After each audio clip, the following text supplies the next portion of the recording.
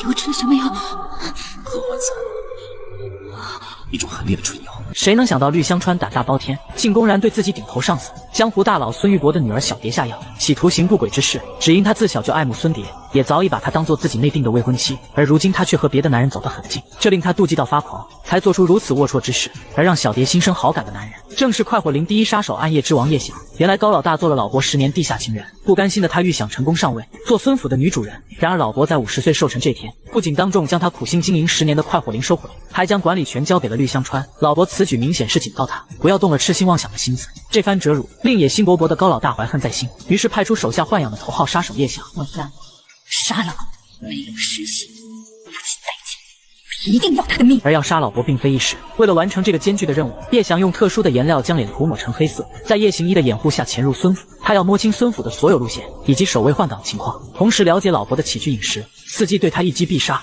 然而如此天衣无缝的伪装，即便是化神期高手的老伯都未曾察觉，可却被孙玉帛的女儿不会武功的普通人孙蝶发现。你的武功一定很好，才能进我家不被发现。大概在这个位置吧。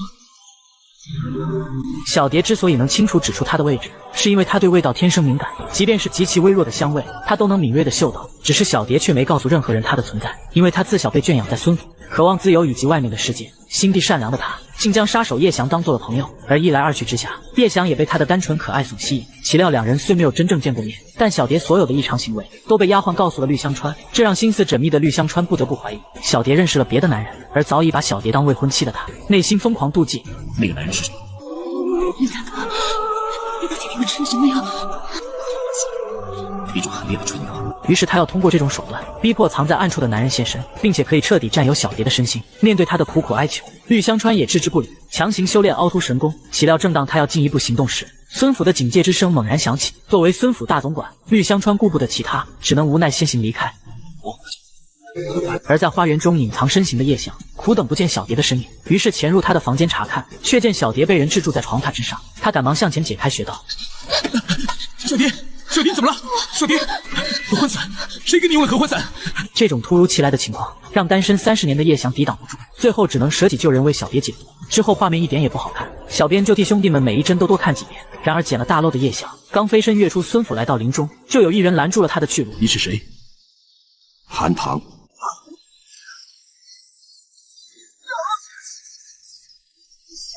御厨老伯先斩韩唐，他是老伯身边隐藏的最强底牌，也是古龙小说魅力值最高的配角。他如一匹独行孤狼，游离在人群之外，却一生只忠于老伯和自己的剑道，剑法孤绝凌厉，讲究一击必杀，出手必有人死。而至今唯有一人在他剑下活命，那便是快火林金牌杀手之首的叶翔。原来不久前老伯的女儿小蝶被胆大包天的绿香川哄骗喝下天下最烈的合欢散，企图与他强行修炼凹凸神功。岂料关键时刻，孙府的警戒之声猛然响起，迫不得已之下，绿香川只能先行离开。正巧这时快火林第一杀手叶翔潜入了小蝶的房间，捡了大漏，他舍己救人，为小蝶解开旷世奇毒。事后叶翔飞身离开孙府，脚步虚浮地来到树林，可见刚刚他耗费了不少功力。正当他细细回味时，却有一人悄然来到他的身边，这人正是老伯的最强底牌。你是谁？韩唐。近年来江湖上出现了一个很厉害的杀手，杀了很多很难杀的人，这个人是你吗？我叫叶翔。说罢，他们抽长剑猛攻向前，双剑相击，寒光森然，两大顶尖高手巅峰一战就此展开。韩唐剑锋下压，立时火花四溅，嗤嗤作响。在抽出长剑刹那，两人均是凌空转体展开近身搏杀。叶翔作为快火林第一头牌杀手，冷静睿智，武功高强，在此之前为高老大执行任务328次，无一失手。而如今面对老伯手下的最强杀器韩唐，他却无法凝聚心神，处于劣势。只因韩唐的剑无招无式，唯快为主，招招犀利无比，蕴含无尽杀意。如今他棋逢对手，剑招冷静，却又如野兽遇见猎物般炙热。只见他凌空转体720度，长剑如疾风骤雨直袭叶翔，霎时双剑相击，星花四溅，金属交割之声叮铃作响，剑尖急转之下，已刺向叶翔咽喉。寒芒临近，如影随形，叶翔只得侧身后退寻找生机。然而韩唐的剑锋不偏不倚，将他牢牢锁定。可即将刺入喉咙的剑尖却骤然停下。你瞧不起我，和我过招还能心有二用，你是第一个。顶尖杀手叶翔的心彻底乱了，与小蝶的一夜柔情，使得他的心不再冰冷，再也握不住杀人的剑。而生性孤僻残忍、杀伐果断的韩唐，第一次放过了叶翔的性命。你现在已经没有杀气，只有柔情。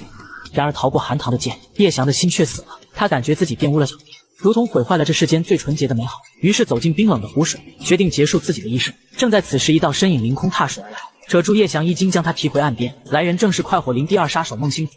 你是喝太多还是不想活？只是虽然叶翔活着，他却再也不能像往日般成为高老大手中最锋利的刀剑。他颓废的浸泡在酒坛子里，成了烂泥醉鬼，双手也颤颤巍巍不听使唤。即便是江湖上3流高手，他都无法痛下杀手，成了一个彻头彻尾的废人。